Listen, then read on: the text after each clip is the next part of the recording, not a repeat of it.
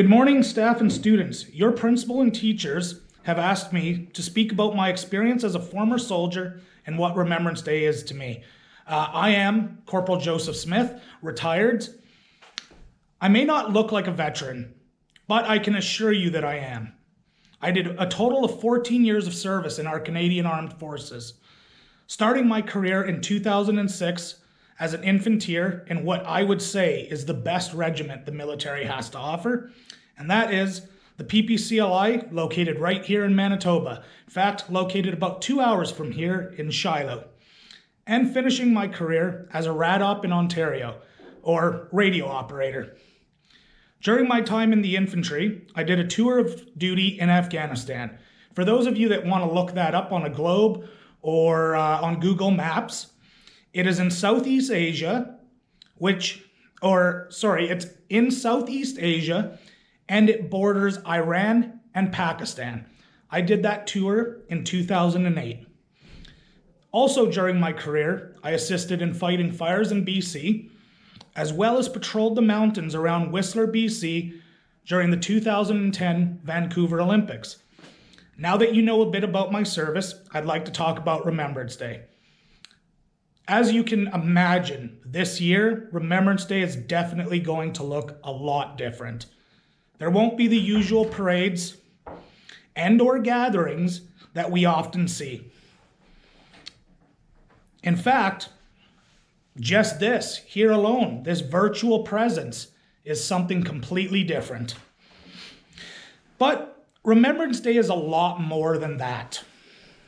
It is about the act of remembrance, or thinking about the sacrifices of past, present, and future generations, Army, Navy, and Air Force, as well as civilians. Sacrifices such as time spent away from family, either in training or on tour. In fact, for myself, my entire workup just to go overseas was a total of 6 months. And then there was my 3-month tour on top of that. So that was 9 months total I spent away from my family. During World War II and I, many fathers, sons, daughters left home to volunteer to go overseas and do their part. As well, there was physical sacrifices.